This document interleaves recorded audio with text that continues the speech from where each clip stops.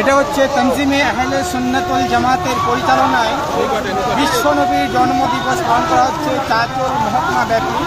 সমস্ত লোকেরা এখানে জমায়েত হয়েছে। আমাদের তনজিমে আহলে সুন্নাত ওয়াল জামাতের অনুষ্ঠানের আয়োজন করা হয়েছে। আমি কমিটির সভাপতি মৌলানা আব্দুর রহিম ইসমাইল বলছি।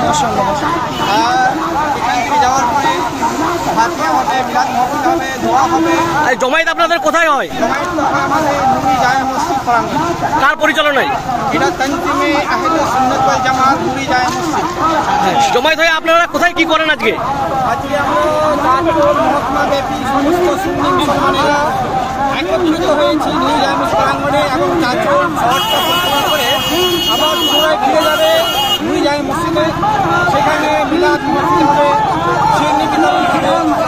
আপনাদের কত হাজার লোক আজকে জমায়েত হয়েছিল? প্রায় 10,000-এর মতো। এই সুবিশাল শোভাযাত্রা আপনাদের কতটা কেমন লাগছে এবং কতটা আশাবাদী আপনাদেরকে আরো বড় হবে? আশা রাখি আরো ভালো হবে। আমরা সকলের মঙ্গল কামনা করি, আমার দেশের উন্নতি হোক, সকল মানুষের উন্নতি হোক, সবাই মিলেমিশে শান্তি শৃঙ্খলা বজায় রেখে যেন আমরা চলতে পারি, ভালোবাসা সবাইকে দিতে পারি, এই শিক্ষা নিয়ে আমরা এগিয়ে চলি। কি নাম আপনার, কি দায়িত্ব রয়েছে? হচ্ছে আব্দুর রহিম ইসমাইল, আমি কমিটি সভাপতি।